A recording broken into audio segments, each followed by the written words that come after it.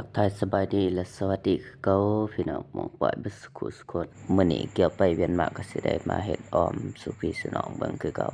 การใช้ชีวิตในแต่ละมื้อของข้อยก็สิบ่มีหยังหลายพี่น้องหลังจากเลิกงานมาก็สิประมาณนี้แหละเฮ็ดกับข้าวกินเองคือเก่าการทำอาหารในมื้อนี้ก็ใช้งบประมาณเบิดไป75 บาทของปรุงแต่งใส่ออมในมื้อนี้ก็สิมีผักกาดดอกแล้วก็มีผักตำนิลทางบ้านเฮาหลังจาก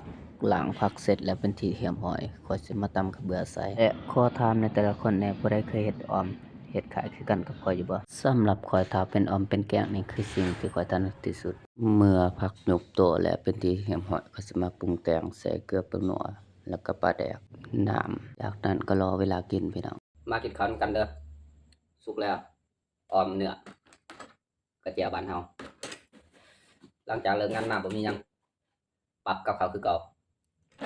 เฮ็ดเองแซ่บเองคือเก่าพี่น้องตอนมันใหญ่